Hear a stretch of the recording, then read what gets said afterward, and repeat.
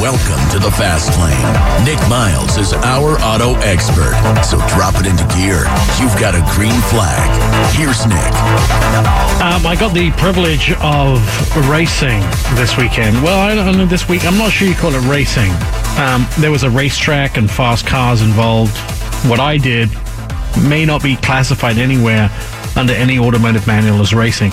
But it was a lot of fun at Thermal Track in Palm Springs. BMW had what they call Test Fest there. 85 cars, a bunch of eager journalists, and zero driving skills really make for an enjoyable week. The truth. Welcome to the show. We'll be talking about that this week on our auto expert, Ryan Jen here, and in studio for the whole show. You may regret coming to Portland. I'm already regretting. Perry Stern is here. You can read his articles at MSN Autos. Perry, what did you do this week? This week I stayed home in the snow. Yes, you're home, obviously Seattle. How was it? How was driving? First of all, I know that people in Seattle have no clue how to deal with snow. They don't. I've experienced it many times. And we had a lot of snow. Just in general, we had, 10, 12 inches of snow. I had a Mazda CX-9 I was driving, and that's not thoroughly horrible. impressed. Really? Even just all-season tires, I never had any trouble getting around, getting up hills, that sort of thing. I thought it'd make a really good winter car. So, in fairness, you were the only person driving in Seattle then? Pretty much, yeah. There were a couple trucks out there, but I always wait, if you wait an hour or two, anybody who was out has either found their way home or into the ditch. And then the roads are clear. Although we're a national show, you may have worked out by now that we're based in the Northwest. Why do people in the Northwest have such a hard time with snow? Because we never see it. I mean, the average snowfall where I live is 8 inches of snow a year. We got 12 inches of snow overnight. So 1.5 years worth of snow. In just 12 hours. Exactly. All right. So, and we also have a lot of hills. And so hills and snow and ice, even with four-wheel drive, just don't go over so well. Well, I have one word for you. YouTube. There must be some great YouTube videos of Seattle. There always is. Luckily, I'm not in any of them. I used to do mornings on a radio station in Seattle, and we had snow. And that was the year that the two buses drove out down the hill and didn't make it and were sticking out over I-5. That was quite spectacular to see buses teeter-tottering on the edge of the I-5. I guess it would be wall. Yeah. The drop down to I-5. I remember that as snow. Everywhere in Seattle is pretty hilly. You don't really realize that until you have to walk. Driving is you don't realize it at all. I guess West Seattle is not so hilly. But when definitely downtown, if you go down to the waterfront and then you have to walk up back uptown, it's or if you try to learn how to drive a stick and try and shift into first gear and go from those hills, it's a lot of burning clutch there. Add 12 inches of snow and it's a recipe for disaster. How are the wheels on that CX-9? Are you having to have some bump and nick repairs? No, actually, I didn't hit any. Well, there were no curbs to hit. Everything was buried. All right. And it would cruise through. I mean, most of the streets were not plowed. So because we don't have enough snowplows to go around, and apparently a lot of them were needing repair up in my area, and so it was a lot of fun to be able to go through, untouched snow and not have any problem, just cruise right through it. Were there tragedies? Did you see a lot of cars like in ditches on roofs? There were a lot of cars abandoned. Oh, yeah. People trying to get home, going uphill, just losing traction altogether and just giving up. I love the saying that when it snows, just to remind people, I-5 is not a parking lot. There's people just like to get out and walk. They're done. I think that the benefit this time is there was a lot of warning, and everybody left work in the middle of the afternoon, which meant horrible traffic. But by evening, everybody was home and gone. The snow came on a Friday night, Saturday, so there weren't a lot of people out. The timing couldn't have been better. Down here in Portland, we just cleared out the stores and, preparing for the snow, and then sat in our homes next to the fire waiting for the snow to never happen, and then watching you guys on the news. Disappointing. I had snow. Jen, you had snow? I had snow in Battleground. Mm-hmm. All right, how much? I don't know. I didn't go out and measure, but Come on now. You should listen to your local radio station to get the weather. We're men, we always measure. Hey, honey! That's what I have! I have favorite things when it snows, and I'm going to ask you guys what your favorite is. My favorite is watching people put chains on the rear wheel. Oh my God, that's so funny. that is funny. Or on all four of them. And you know what? So the cruel people amongst us will wait until they get both chains on, because it's a struggle. If you don't ever put chains on, you don't put chains on, right? So it's a struggle. So to watch them put it on, the cruel people will wait till you get them on and say, you know, that's a front wheel drive, not rear wheel. Oh, it is. But the good people amongst us will go, whoa, stop right there, wrong wheels. I used to have an all-wheel drive Land Rover, and I had 2 chains, and it says right in the manual, put them on the rear wheels, which was kind of interesting. It's dying laughing right now. Nick had 2 chains, and she is dying laughing. The all-wheel drive had 2 chains. 2 chains. So Anyway, well, it would be it'd be a 1 chain, wouldn't it? Otherwise. And she's done wrong for the day. radio station, Jen. This is talk. So that's exactly. I love that. What do you love about people and driving in snow, Jen? that they just can't drive in it. Yeah, I love when they come around the corners and then they put a little bit of gas. It's like... But the other thing I love watching is the person watches the person in front of them like slide out, and then they do exactly what they do. It's like, did you think it was going to be different somehow?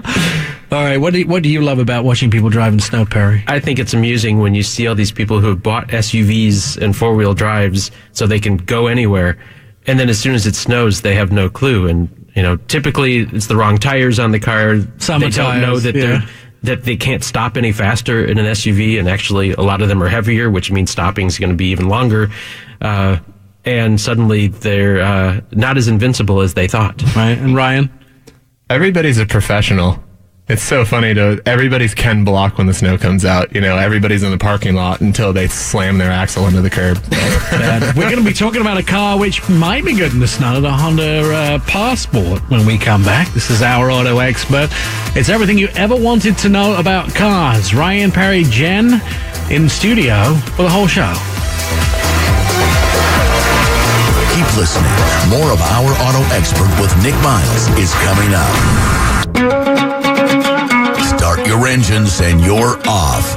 Back to Our Auto Expert with Nik Miles. There are so many new cars being launched this year that it's almost impossible for all of us to get to all the events. Perry, you got the chance to go drive the new Honda Passport, a reissuing of the name, but it's not anything like the Passport of the past, is it? No, the Passport of the past was actually an Isuzu Rodeo, believe it or not. It was sold, basically late 90s through early 2000, and it was basically just a rebadged Isuzu Rodeo. And at the time, I think Honda was... the Honda Odyssey was being rebadged as an Isuzu Oasis. Right. So they kind of exchanged. But this new Passport is based on the Pilot, which has seen great success. It's a bit smaller. I think wheelbase is about the same, but it's got better ground clearance. It's really designed as an adventure vehicle. That's what they're going for. And a question. So the Pilot is basically the same as the Acura MDX. Correct. It's just the body portion is very different. So the Acura is a lot smaller. It's a lot sleeker. It's a lot more sporty. So presumably then it's the same. It would follow that the Passport is the same as the MDX. But it's smaller than the MDX and smaller than the Passport. It is. It's only a 5-passenger. And the way Honda's looked at it is this is kind of a gap that they have not filled in a long time. So they had CRV, which was a small 5-passenger, and really the next step up was Passport, which is a pretty large vehicle. Right. So this is going to fill that gap nicely, and it also is more adventure-like. I mean, they've made it more aggressive looking. Like I said, they've raised the ground clearance. They put molding around the bottom of the vehicle that basically makes it look even taller. One of the things it's very hard for me to do is to now I guess, genderize the vehicle because you always want to say it's more masculine. But the trouble is there are some ladies who like to drive very masculine, beefy off-road cars. Like, you've seen the stickers, like, trucks are for girls, silly. And Jen likes beefy, SUVs. So masculine's probably not the correct word anymore. But aggressive then makes it sound like somehow it's a little out of control and could bite if you're not careful. There's no good words now to explain. It's strong looking. How about that? All right, but does that mean strong? Does that mean weak? No. Why would strong mean weak? That makes no sense. Does that mean that everything else is weak that isn't that car? I don't know. That's what they would like you to believe, yes. All right. And so we did take it off-road, and to show that it was an off-road vehicle, we actually went to Moab, Utah, which is typically where you take Jeeps and, major off-roaders. And no, we didn't drive it where a Jeep would go. It was, muddy, snowy roads, but then we went over some rocks. It was, it was not something you could do in two-wheel drive. How big were the rocks? They were big enough that if you went too fast, you'd probably scrape bottom. All right. So maybe 8 inches. Yeah, I suppose. Measure it! Get out, measure it! But the nice thing is that they've, the four-wheel drive system's all electronic, and so they've got all these different drive modes. And as it happens, they do have a snow mode, which would have been a lot of fun up in Seattle this past week. It's actually the most fun to drive. They don't have a sport mode in the car, but what snow mode does is it puts most of the power to the rear wheels, so it's basically becomes more of a rear-wheel drive vehicle. It also lets the wheels spin a bit more than it would typically. So you basically end up with a vehicle that you could practically drift, which if you're a driving enthusiast is, what you want. So there's kind of a big gap between the wheel and the cladding on the vehicle. So it looks like it has a lot of ride height for going off-roading a little bit. Also, I like the black wheel option. That makes it look a little bit stronger, a little bit more dominating. I'm discovering words here to make not masculine or aggressive, but makes it, more beefy. Non-binary words. Yes, non-binary. Yeah. Is beefy a binary word? No, it makes it more beefy, and those sort of things. So they've done a lot of design trickery to make it look sort of, tougher. Exactly. I mean, when you think about it, most people buying vehicles like this are not going to go to Moab and go off-roading. They want people to know that they can. But, so a lot of it, appearance is very important. It needs to appear that it can do all of these aggressive off-road things, or whatever word you want to use. People thinking about their verbiage now. But potentially you could haul a Jeep you would haul a Jeep in a Honda, right? To Moab. That's okay to do, right? 5,000 pounds? 5,000 pounds, yeah, I suppose you could. Because it will tow 5,000 pounds, which is, pretty impressive. No, you wouldn't, because the trailer's probably going to be 1,000. Okay. I'm not good at the towing. Or you could just drive your Jeep. Yeah. Oh, yeah, there we go. I mean, there is that. But it's, but it also is a Honda, and so it's comfortable interior. It has a nice integrated display screen. It has all the bells and whistles. You can get the top of the line, which has heated and cooled seats.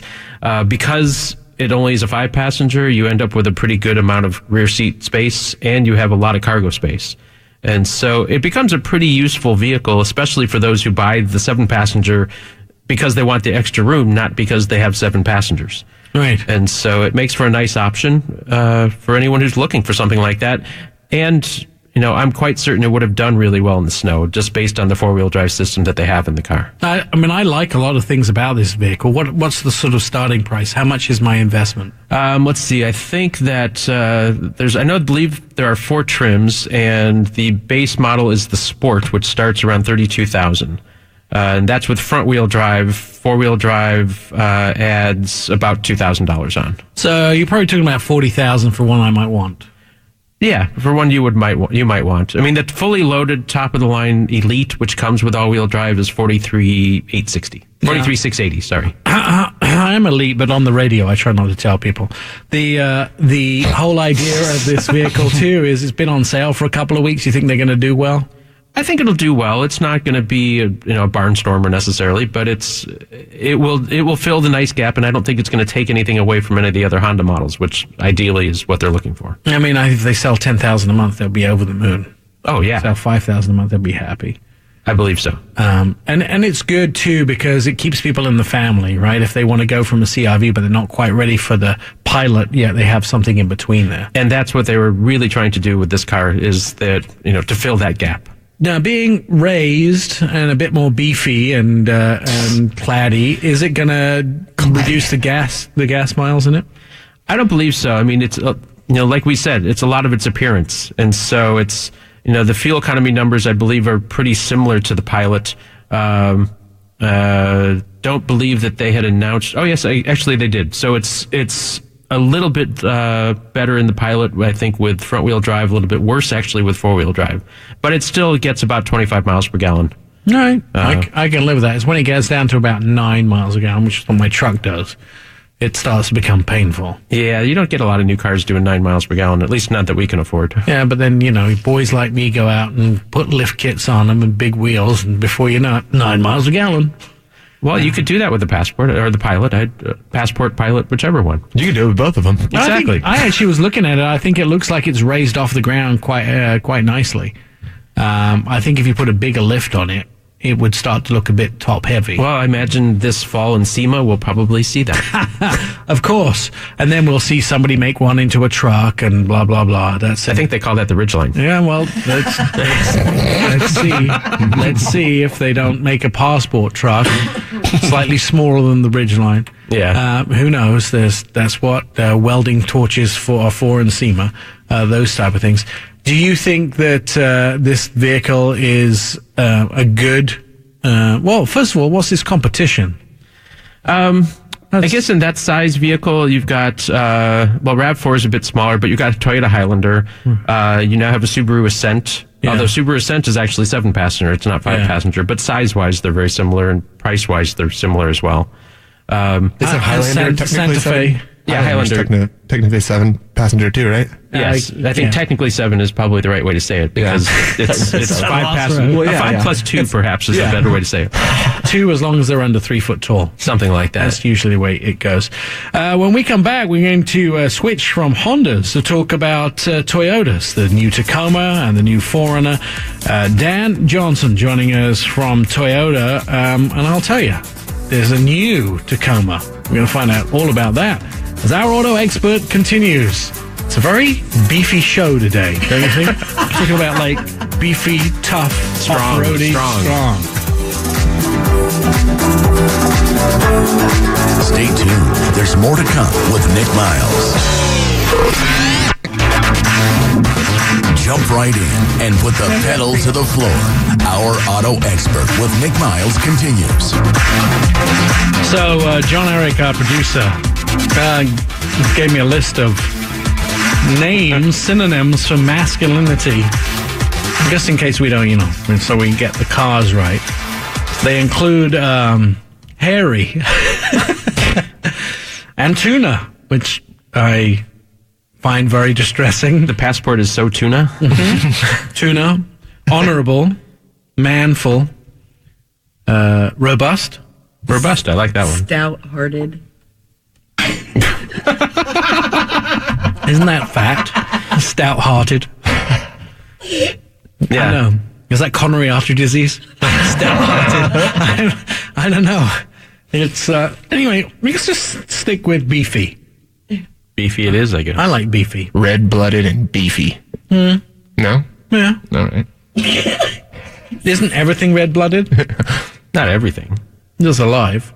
I don't know. Snakes? They have red blood? I don't know. Yes, snakes are red-blooded. Come on now. Come on now, Perry. Their blood's cold, so it's not red. Well, that's what I was wondering. I have to tell you guys a story. So, I needed to drive the new RAV4. I thought it was Goldilocks. No. And so I needed to drive it, and I'm doing a video series on it. So, Toyota shipped one from Torrance, which is their headquarters, all the way up here on a truck for me to drive it.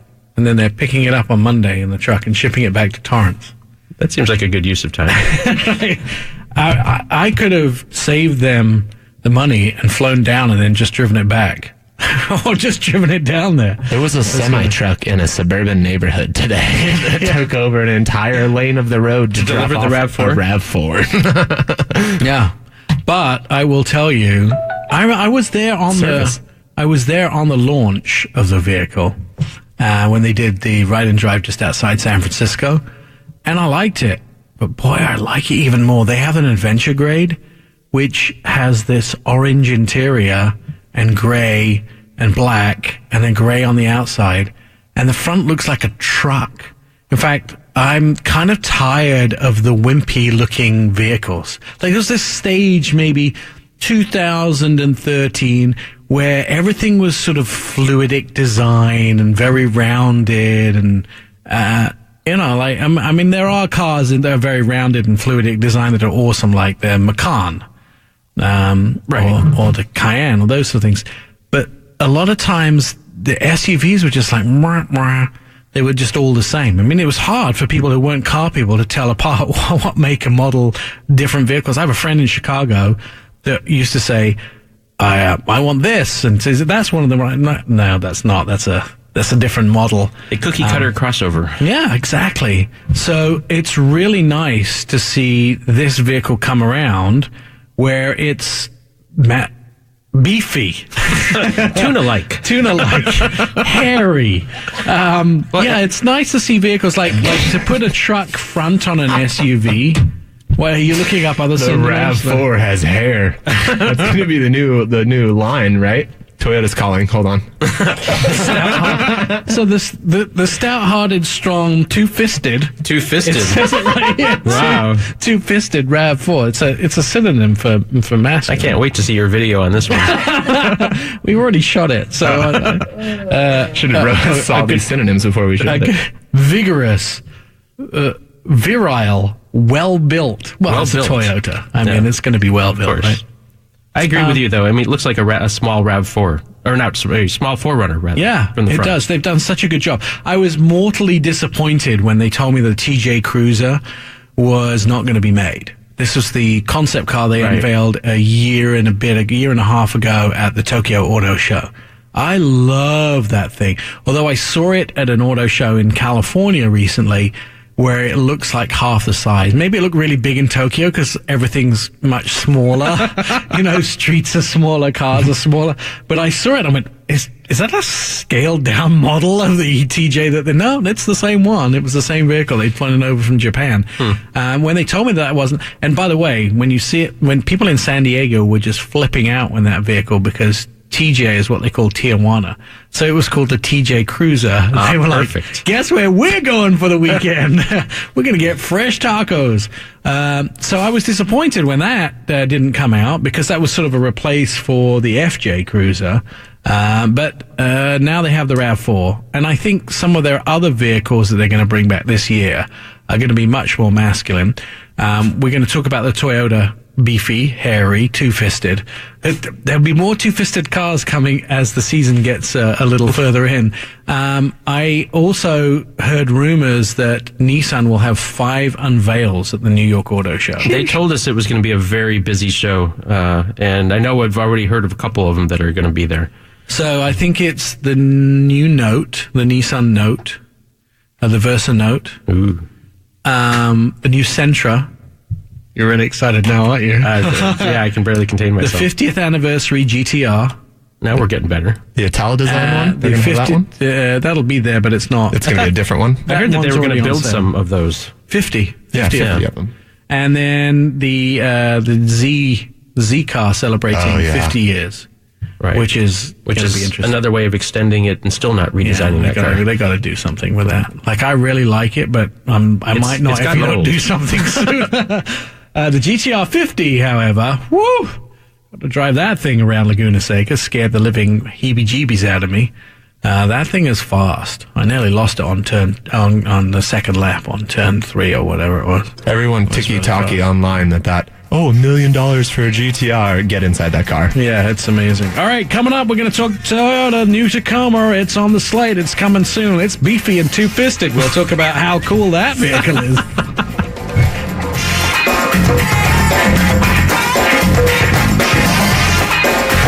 Stay Stay tuned. More of Our Auto Expert with Nik Miles is on the way.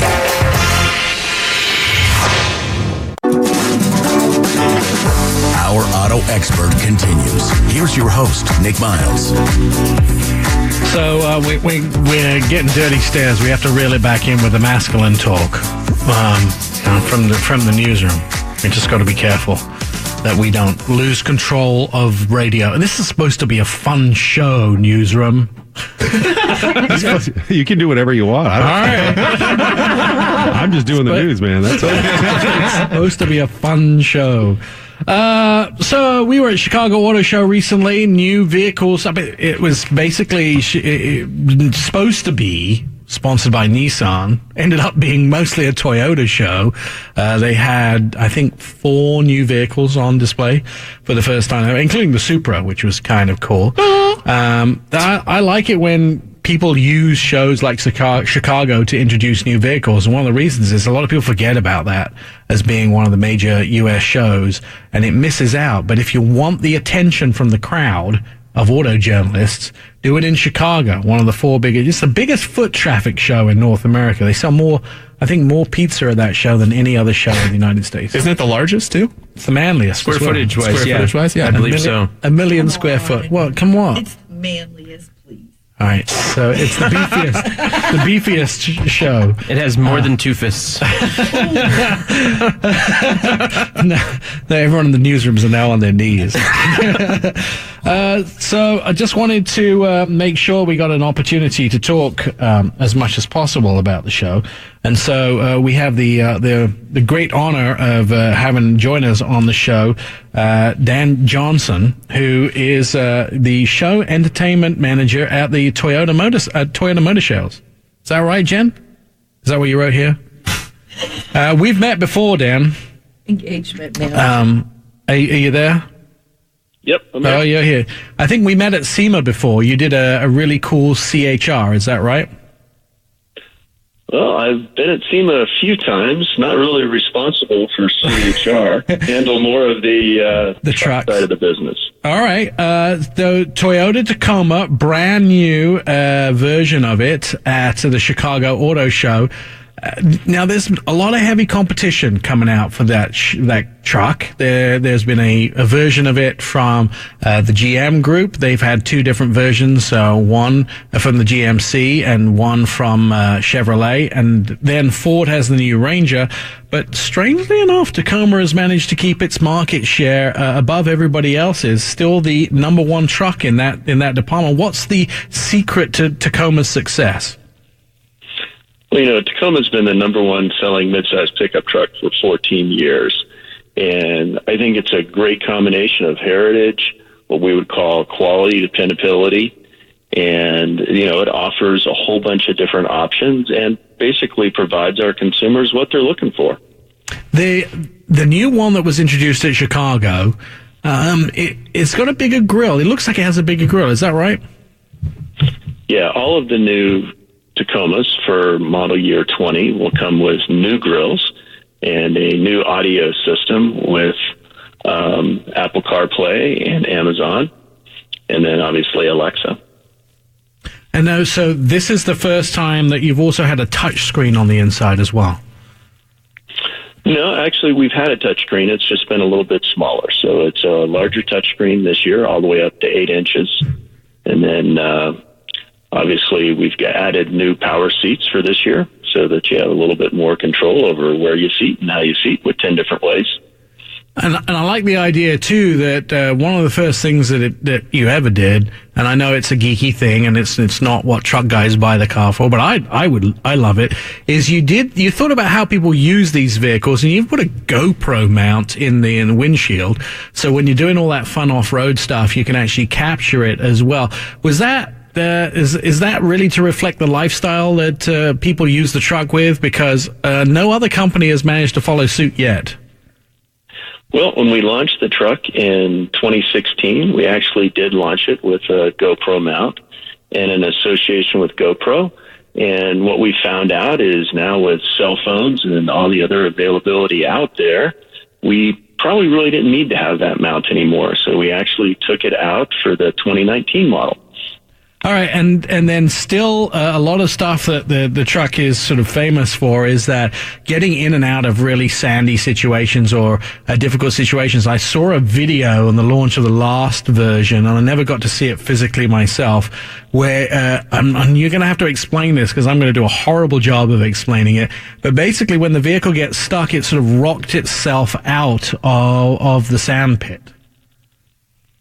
Yeah, so all our off-roads and our TRD off-roads and our pros all come with multi-train select and crawl control. And really what it does is it utilizes the vehicle's braking system, and the vehicle handles the throttle, the brakes. All you have to do is actually steer, and it looks for the vehicle that slips, add a little bit of brake to it, and therefore moves the torque to the wheels that aren't slipping, and literally will pull you out of a sand pit buried all the way up to the frame. It also does a tremendous job of take you up a rocky hill or really get you anywhere where you want to go. No, I like the idea of getting out of situations.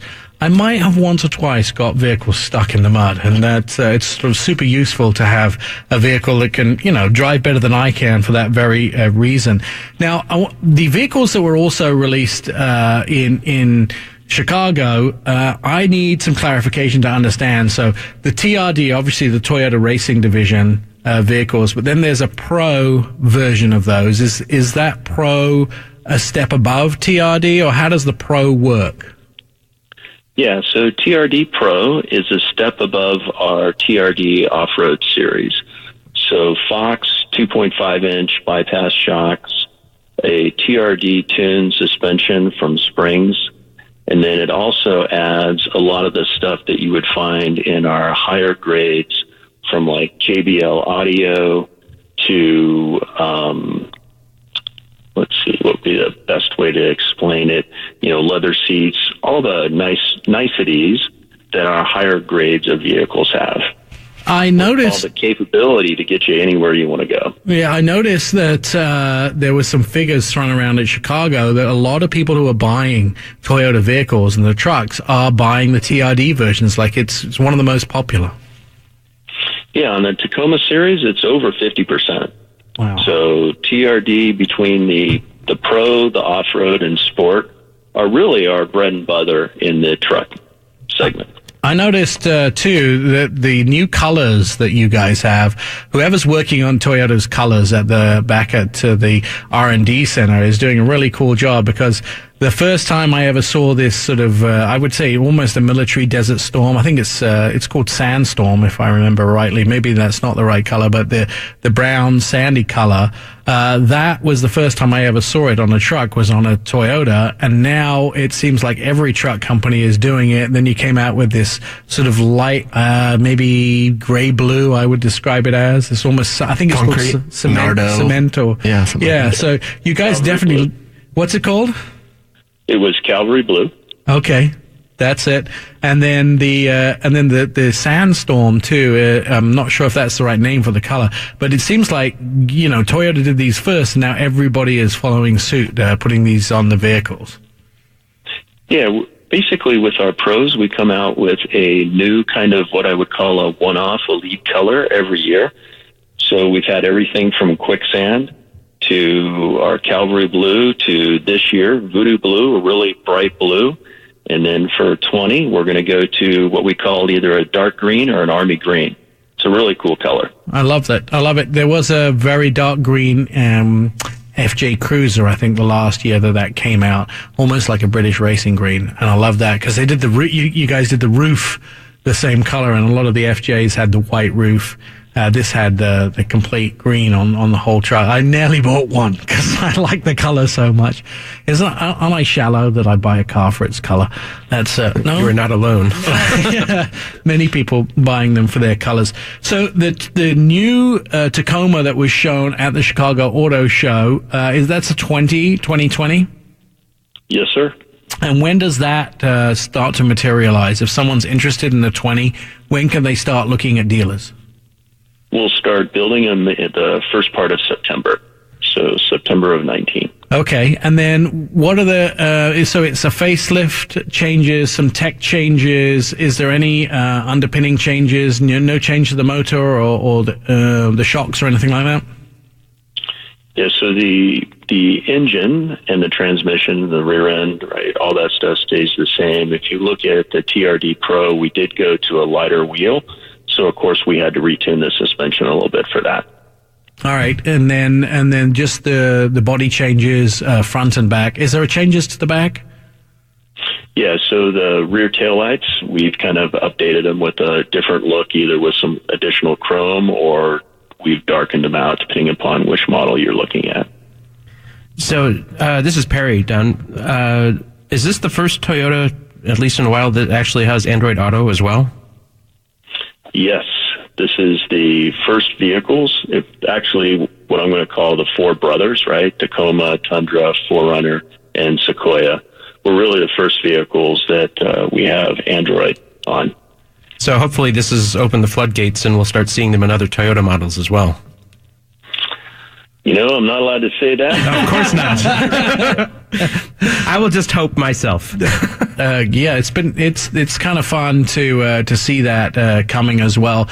The Android the Alexa integration as well. Toyota was one of the first companies to actually do that. How extensive is it? Does home to car? Does it do car to home as well? Yeah, it does home to car and will allow basically your Alexa to speak to your vehicle. Don't believe it does car to home. So you can do things like start it in the morning from Alexa and those type of things. Well, we have different audio systems that allow basically you to talk to your vehicle.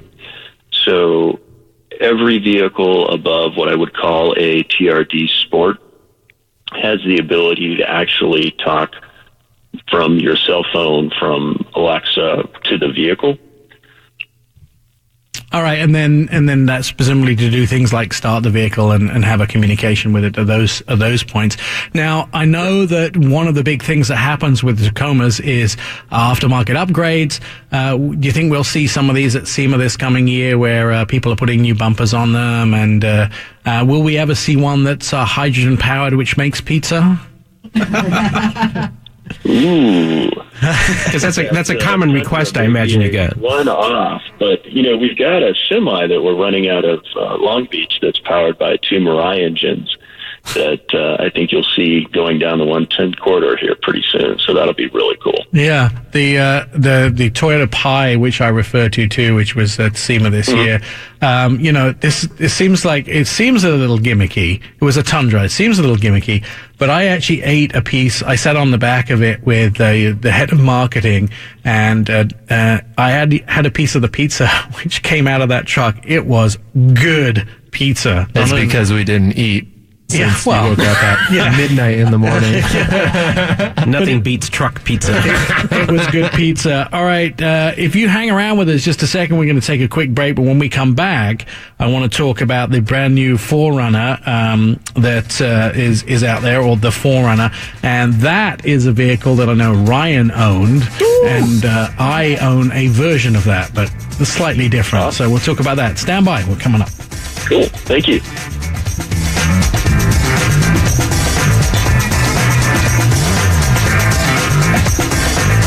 Don't go away. There's more to come with Nik Miles. Our auto expert will be right back.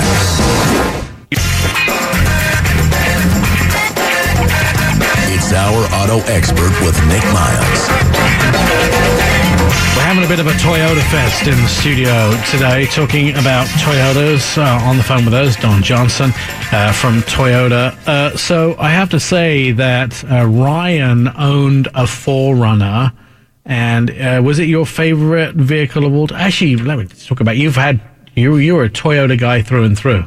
Till the day I die. Yeah. So you had a 4Runner. Yeah, I had a 4Runner. I've had Corollas. I had an AE86 Corolla. I had a 97 Corolla. I have a 2016 Corolla. Jeez, Toyota. So, yeah, you got a lot of Toyotas in your life. 4Runner, what initial thought? I mean, I'm sure Don will fill us in the fact. I buried it in pouring down weather at the dunes. I buried it up past the wheel wells, and I just put it in 4-low, and it crawled out. See, that's why we like them. You like to hear that, don't you, Don? Yes, I do. 4Runner is one of my favorite vehicles. It's, I would say, too. I own the, and I'm not sure how politically incorrect or whether I'm just about to say, but version. I own the fancy version. might have a Lexus badge on the outside.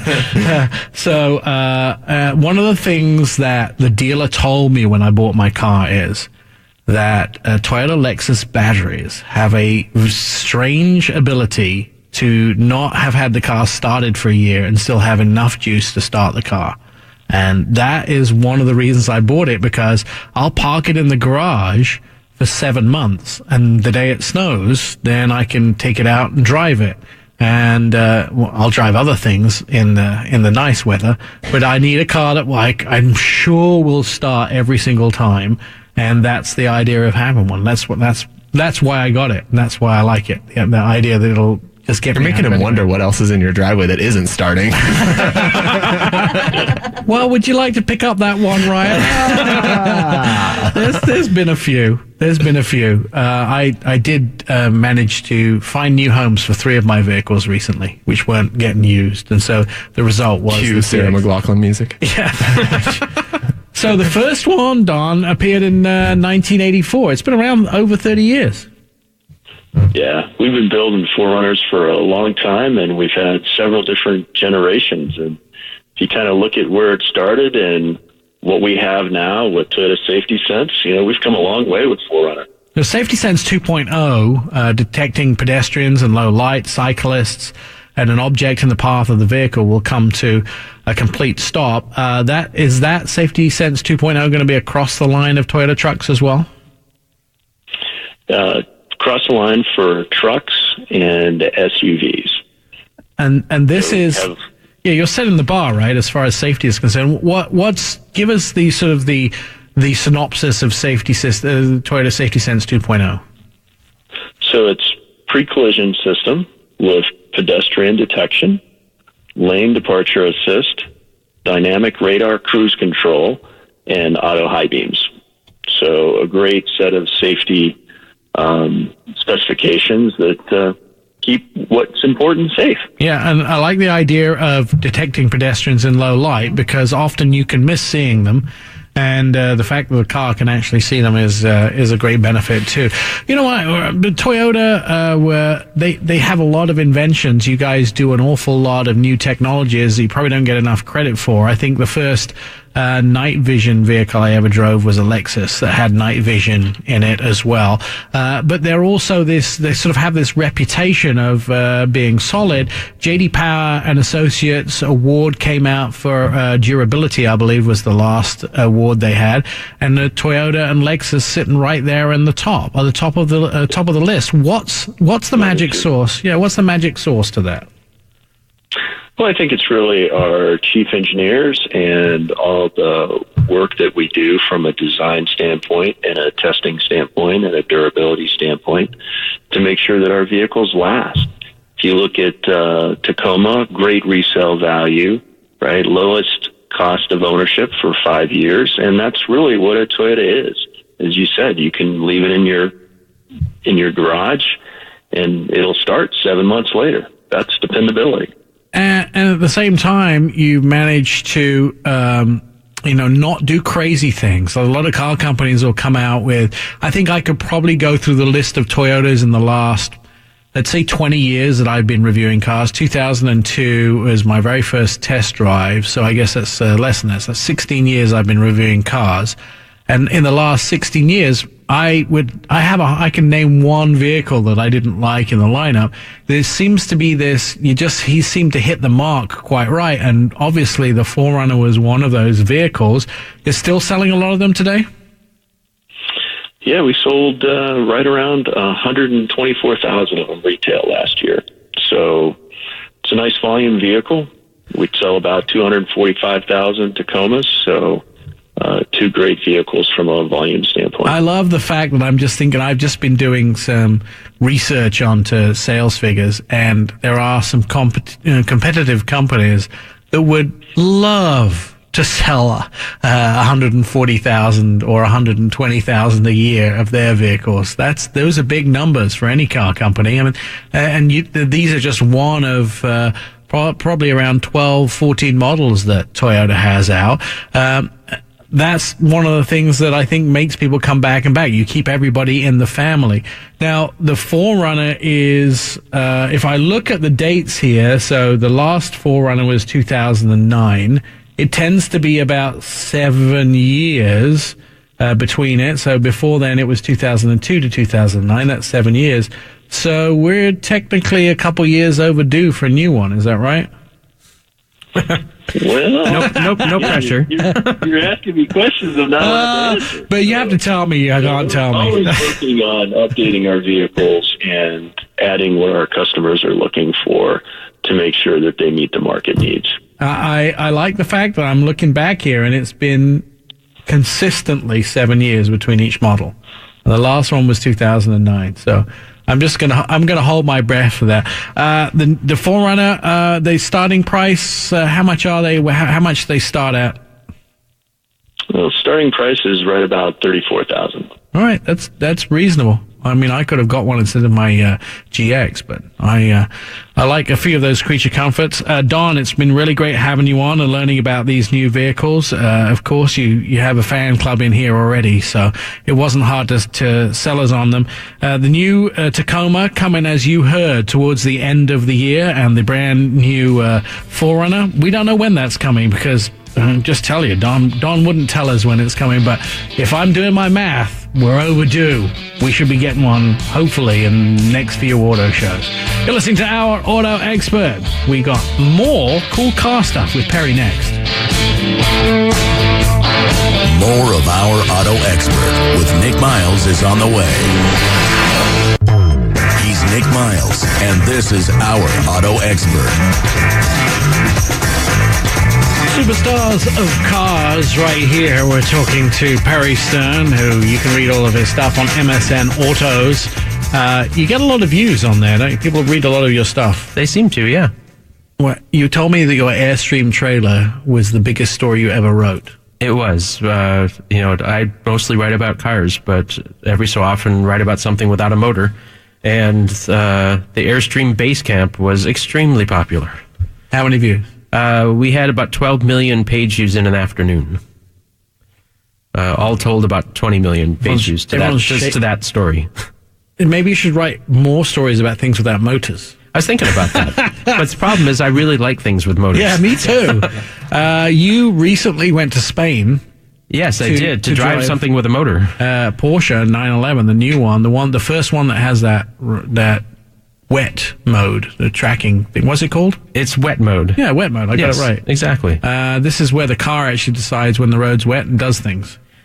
It does. That's a very easy way of putting it. Yes. The interesting thing is that the way it detects whether there's water on the road is not by wheel slippage or anything like that. It actually has microphones that hear the water splashing.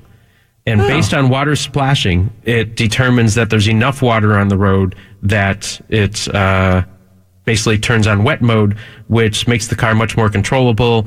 It's even with the rear wheel drive, because you can get it with all wheel or rear wheel. The rear wheel drive car becomes much more controllable in the very slick conditions of rain. Do they wet something down for you in Valencia, Spain?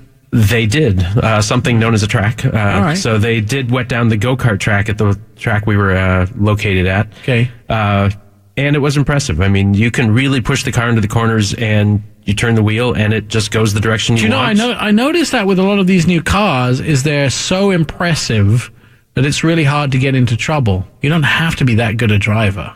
You don't have to, but you can turn everything off, and then you can get into trouble if you really want to. There's trouble. You're just asking for somebody to slide it into a wall somewhere, especially if there's a racetrack involved. Right, and they were very clear when the racetrack, not the wet one, but the dry one, that the stability control remains on. All right. That's another way of saying we don't trust you. Exactly, and as you pointed out earlier about all the journalists with the impressive driving abilities, that's the same thing here. I drove on a track recently with a expensive car and just realized how bad a driver I am, really. I mean, I was okay, but the car was so much to handle. You put supercars on tracks, and usually I can stay up with the instructor. I don't even know if he was still on the same track. I didn't see him. We took off from the stop, and it was gone. See, and everyone was the same boat, mind you. I mean, that's the thing with the Porsche 911 is it's an easy car to drive. So even if you really don't have impressive racing skills, track skills, whatever, just even driving it on the road, it's super comfortable. It doesn't feel closed in. I mean, the cockpit, this new model is a bit wider, a bit longer than the previous generation. It's just comfortable inside. There's not a lot of trunk space. The rear seat makes actually better use as trunk space than it does for seating people. But it's an easy car to drive fast. There are a few of those I've driven over the years. Yes. My dog may get in the back seat. Are you convinced this is the best Porsche 911 ever? I can't say ever because I haven't driven every one of them, but recent past, at least 911s that I've driven, yes, absolutely. It feels quicker. It's handles amazingly well. I mean, you go around the track and you just keep going faster and faster, and you go into corners and it just tracks exactly as you want it to. And with the stability control on, it keeps you on the right line without feeling like it's interfering, like it's cutting power. A lot of these cars, as soon as the wheels start to spin, suddenly it's cutting the power so that it's saving you, but taking away some of the fun. It's kind of like walking on a tightrope with that harness on. Someone holding the rope, so exactly. You can get really crazy and you can run across it. But the cars are so good at not letting you get into trouble that you can drive around these tracks, and then you'll drive something like a 1963 Dodge, and then you're like, we're done. Like, I can't. These things are so powerful with no safety systems whatsoever. Right, and now the safety systems are so good that you have to really push it, like you said, to get into any trouble. What is your preference, manual or automatic?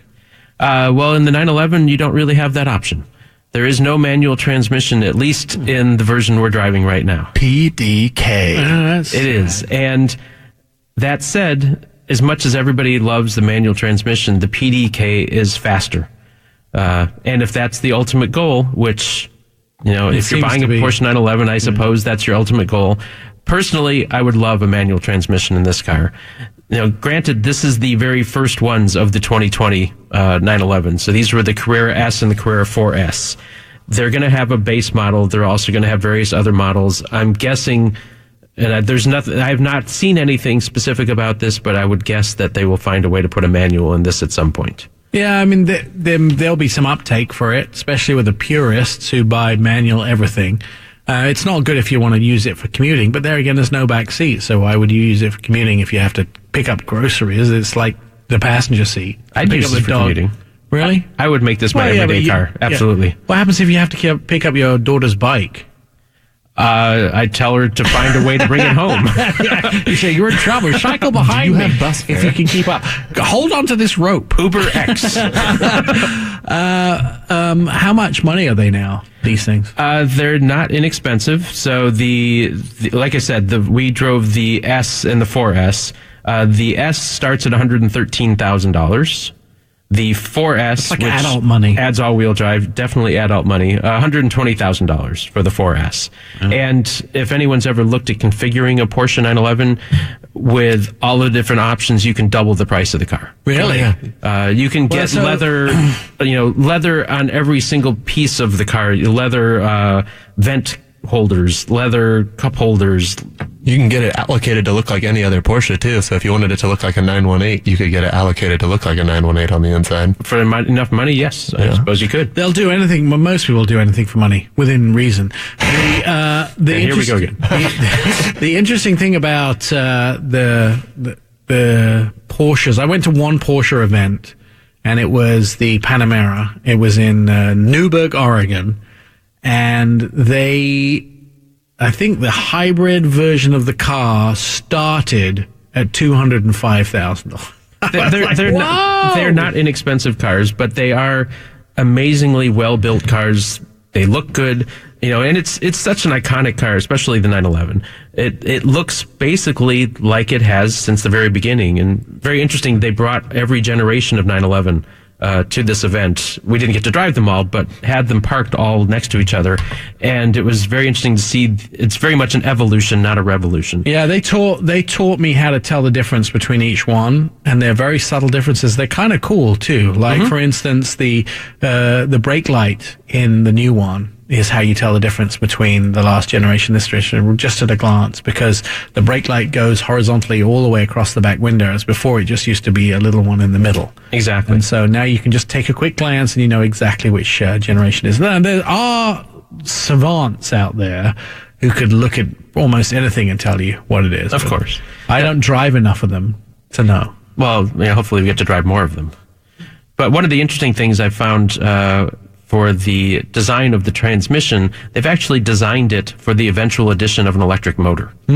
So they've not made any announcements about electrification, but... Well, they have the Taycan, right?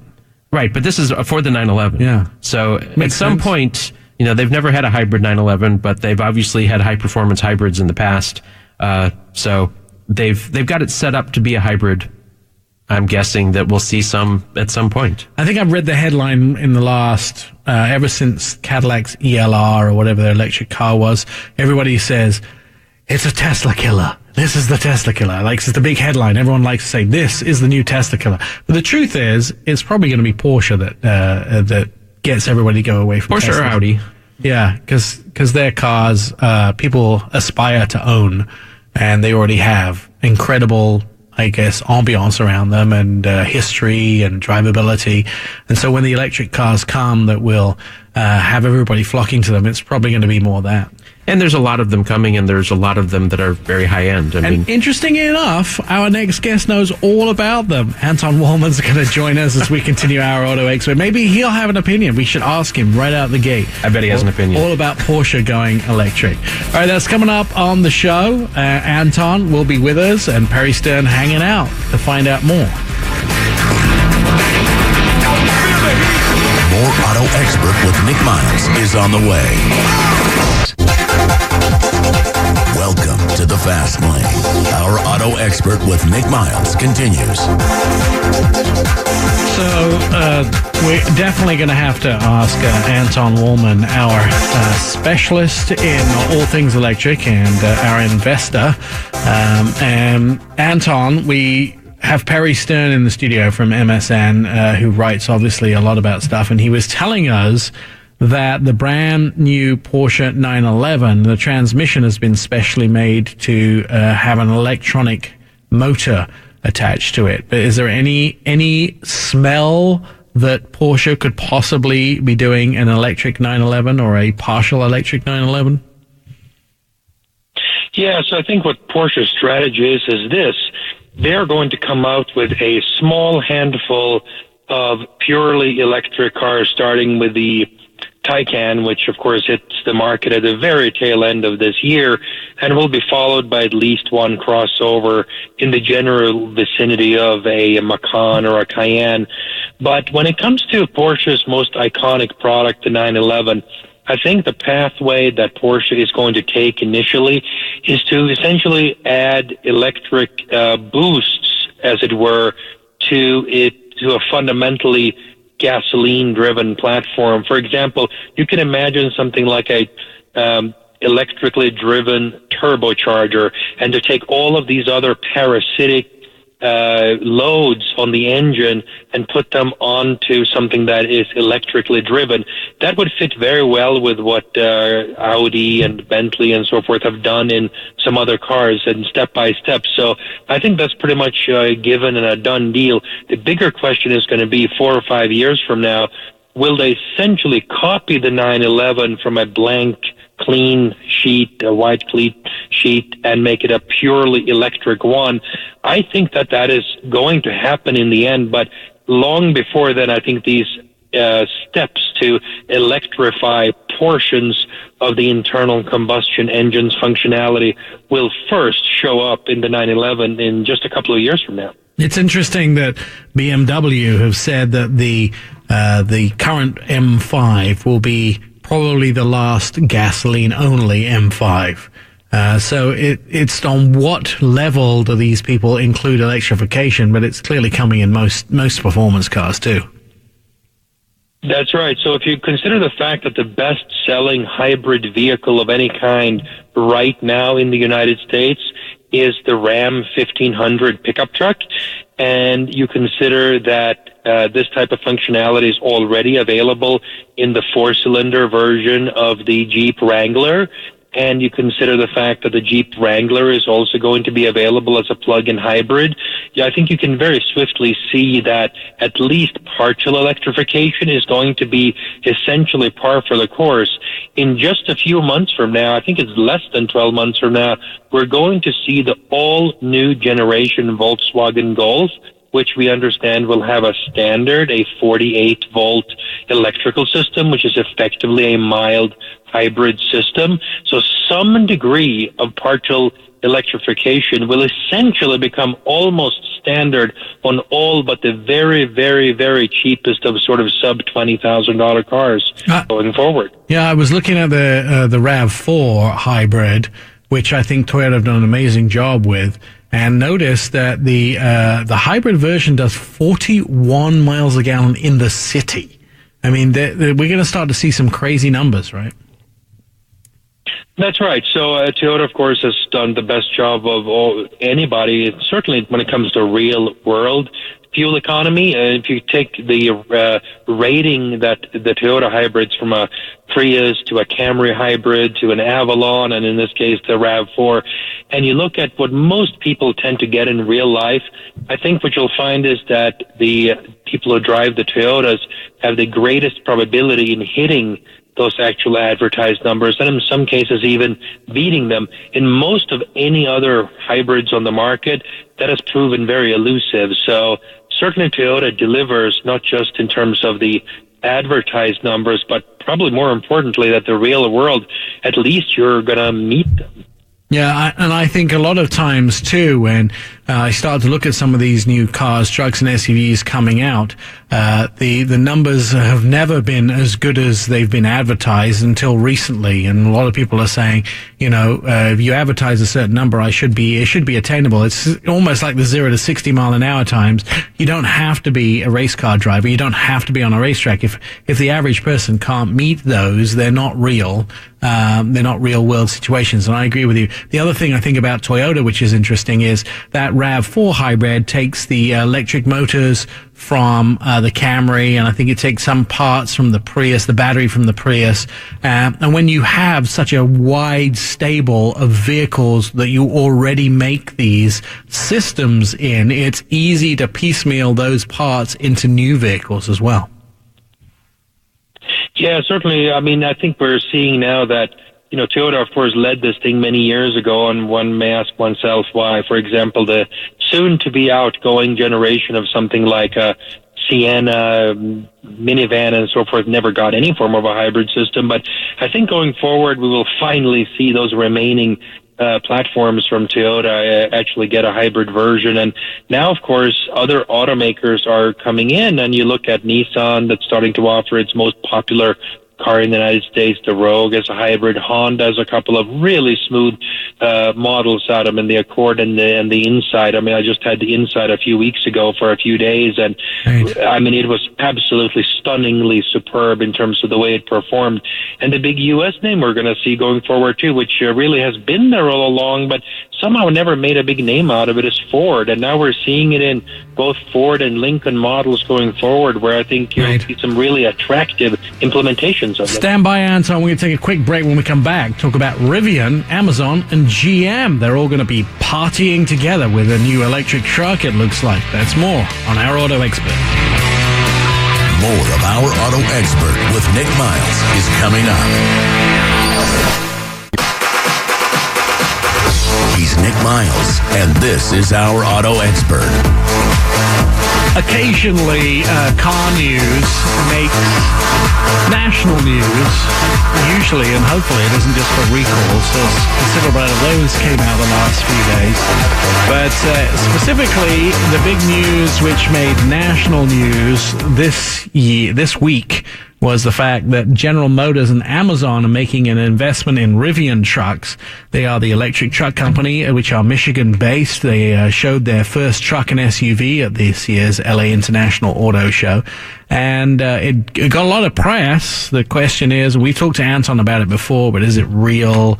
Will it really be produced? I mean, anything could go wrong at this point. Anton, significant investment from Amazon and General Motors into a third party? Yeah, so here's what happened, right? Rumor came out on Tuesday of last week from Reuters basically saying that Amazon and General Motors were going to invest in privately held Rivian, which recently showed its pickup truck and SUV and has plans for other vehicles as well. Then an announcement came out on Friday morning, and no mention whatsoever of General Motors. So the question is, first of all, what happened? General Motors is not going to be part of this at all, or what? I think what's going on is that likely there are or have been conversations between Rivian and General Motors, and that we can't exclude the possibility that we might hear more about those at some point within the next couple of months or so. Remember, we've got the New York Auto Show coming up in almost exactly 2 months from now, and maybe, just maybe, that might be the time at which we could see a follow-up to this announcement that may involve General Motors. And you ask, why would General Motors want to be involved here? Well, that's not entirely clear, because if you look at it from a strictly technical level, when it comes to building pickup trucks and building anything electric, certainly GM has all the ingredients that it takes. It has everything electric that, we could possibly know. We have everything pickup trucks that is being made out there. And certainly GM has both the supply chain, the distribution, and the manufacturing infrastructure to make this happen. So Rivian doesn't on paper buy them anything that we are aware of. We're not aware of any special technology that Rivian has. I mean, they've got a beautiful concept that they've shown, but sort of so what? Anybody can show an interesting concept and promise some big specs. Delivering on them and doing that in terms of in the context of manufacturing and quality and after-sales supports, that tends to be the not-so-sexy part that is always the tougher nut to crack. So we'll see what this brings to GM. One might surmise that maybe GM wants to be part of sort of the new Amazon theme here and wants to be able to speak into Amazon's ear about what it thinks about the world, how wonderful GM is and how not so wonderful perhaps all the other competitors are, and to make sure that no other automaker sits in the same boardroom with Amazon. That alone could be GM's motivation to have some involvement here, and maybe there's not all that much money exchange, $200 million, which is relatively peanuts for GM. So that might be a reasonable basis for them being involved. The interesting thing about this is that the rumors started to fly early on, and several people got it wrong. They knew that there was going to be an investment by GM and Amazon. They didn't quite know where. So the initial rumors were Tesla was getting the investment, but obviously it ended up as being Rivian. We've talked about this before, but let's remind ourselves that Rivian truck, it's only a reality as long as every single domino in the chain falls, right? That's exactly right. I mean, we know from history from the last 100+ years that there are thousands or tens of thousands of entities around the world which can show a concept, essentially maybe a functioning shell with something running under it, but getting it to finance a multi-billion-dollar manufacturing effort and then having the distribution to sell these things. Rivian, of course, often talks about how it's going to be the adventure vehicle and people are going to want to traverse the Rocky Mountains and these things and hunt for a bear or Lord knows what else. But who has most of the dealerships in the middle of America? Well, companies like General Motors, right? I mean, look at every little small town across the middle of America, and GM dominates in many ways every little small town and all of these wilderness parts of the country. And where you're going to get a vehicle like a Rivian serviced, it could very well be that GM is in it just for the distribution aspect. That is entirely one possibility here. One of the things, too, is that at the same time, General Motors also want to make sure that they keep ahead of the truck business. And the fact is that the more competitors that they can easily bring under the General Motors umbrella earlier on, the more protected their truck industry is as well, right? That's right. Now, another fun fact when it comes to Rivian, if you were to look up, just sort of Google Rivian and Ford F-150, one of the first things that'll show up is the fact that the prototypes that have been spotted out there in the wild is that Rivian has been using Ford F-150s and just stuck their electric powertrain somehow in there. So when you look at the prowess of a company to be able to develop a car and to do it, or in this case a truck or an SUV or whatever, and to do it in terms of what the kind of organization and resources that it takes, it's kind of funny that a company that is going to have its own manufacturing facility and going to be making tens and thousands of cars per year at a minimum has to rely on an obvious would-be competitor here, Ford, for the ability to test things. So that should, put a little bit of a thought bubble on to many people who think that it's an easy game just to pop out a product here and make sure that there's a quality product that is presented in front of the consumer. Ford also announcing the fact that they are likely to have an electric or a hybrid F-150 as well. That's the rumor, at least. That's right. Well, they have certainly confirmed the hybrid portion, and they've always were a little coy as to, is this a non-plug-in hybrid or a plug-in hybrid? But just here in January, they essentially confirmed that they are on a development path, whatever that means in terms of a timeline of eventually getting to an all-electric pickup truck. And I think clearly so is GM, with or without Rivian. So all of these companies will eventually get there. The problem is, of course, making the bet on, will people really buy this thing?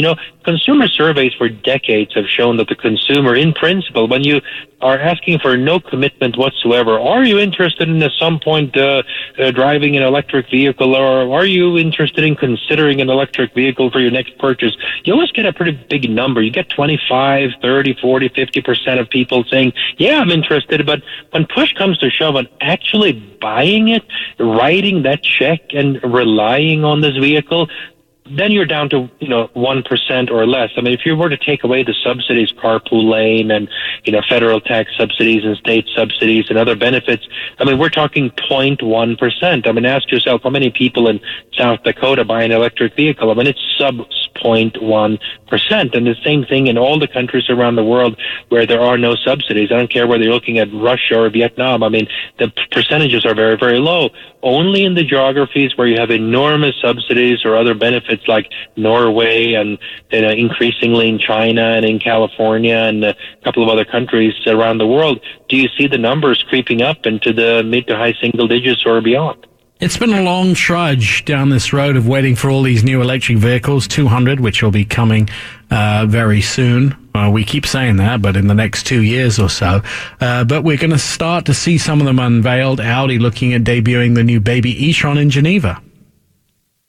Yeah, so basically Volkswagen has multiple platforms. The Volkswagen Group, which includes Audi and Porsche and so forth, they have multiple platforms. Their least powerful one, the least expensive one, will be featuring brands such as Volkswagen, Seat, and Skoda, which are sold mostly in Europe, and, of course, Audi. And the first of these Audi vehicles we will see here in barely about a month from now at the Geneva Auto Show. This thing will go into production at the very end of 2020 in a factory in a town called Zwickau in Germany. And it will be in retail outlets in the U.S. in relatively early 2021. So this will be one of those very popular sort of compact SUV formats that is so popular now in terms of the best-selling non-pickup truck vehicles that we can find in dealerships right now. And I think this will be a very exciting one because this really hits at the heart of the market. If you're going to ever sell meaningful volumes of an electric vehicle that really appeals to the broadest segment of the consumer of today's world, that would be the one that would fit the bill. So is there going to be any big jump in the numbers here? 240-mile range seems to be about what we're getting out of most of the other cars in these in the electric segment at the top end. When do we hit 300? When does that happen? I mean, barring Tesla, nobody's really jumping above 240. That's right. So Tesla is really the only one above about 260 right now. Hyundai has a 260 car in the market today, and a couple of others are within, that 240 type range from Kia and GM and so forth. So, we will see those. We will see very soon here the Polestar 2. Polestar is, of course, the performance brand from Volvo. They'll unveil their direct head-on Tesla Model 3 performance competitor on the 27th of February. And they've said that that's going to be a 300-mile vehicle with all-wheel drive, 400-plus horsepower, and be just this massive performance thing. And they've hinted at a price which I don't quite believe yet, which is sort of $45,000, which if true would be absolutely crazy. It would undercut Tesla by a very significant percentage. So let's see what actually happens there. But that car goes into manufacturing at the very end of this year, 2019, and will be in dealerships at some point thereafter. They just haven't really been clear yet as to how soon this vehicle will reach the various geographies around the world. And I think we expect to hear that from Volvo/Polestar on the 27th of February in terms of how, what their rollout plan is going to be for this one. But they'll unveil the looks of it and probably most of the specs. And this is going to be a very long-range vehicle by all accounts. And for that matter, Ford has said the same thing with their first crossover vehicle that they're going to show here later in the year. They've said absolutely 300 miles. So definitely most of the car makers will make it up there. But you're right, many of them have failed to get to that 260-plus level so far. Anton, where can we read most of your articles? Most of them on seekingalpha.com and minority of them on thestreet.com. All right, Anton Walhman, he's our independent investor and analyst. He joins us every week to give us a summation of the automotive industry and see how investments in electric cars are coming. Perry, electric, yay or nay? I love driving electric cars. I love the fact that electric has now become performance. And do you think you could have one day to day? For my life, I could, but I'd need another car too. Jen? Yes. You do electric? Yeah, I could. All right. So you'd give up the truck? No. He's waiting for the electric truck. Just Yes. the commuter. You're waiting for the F-150 electric. Oh, it'd have to be a Chevy for you. Yeah. Dirty looks. If looks could kill, they probably right there would have done too. Could we possibly find a list of adjectives to make electric vehicles more manly, more beefy, more Electrifying? Red-blooded? Shocking. Shocking, yeah. The trouble with electric vehicles is Charged. until Rivian came along, they were very un-adult. They were more like toys. I suppose. I mean, kind of go-kart. Well, that's not really true. I mean, Teslas are plenty adult-like, if that's the word we're using. Would today. any of these synonyms for masculine fit an electric car? Ape, beefcake, bold, brave, caveman, gallant, hardy, hunk. Hardy? Yeah, I suppose. I don't know. Electric's hardy. Well, until they're not. It gets cold until they're not. When it gets cold, they don't work. Similar to me. When it gets cold, they don't And on work. that note, OurAutoExpert.com is the website 24/7 and all the social media channels. We'll see you next time.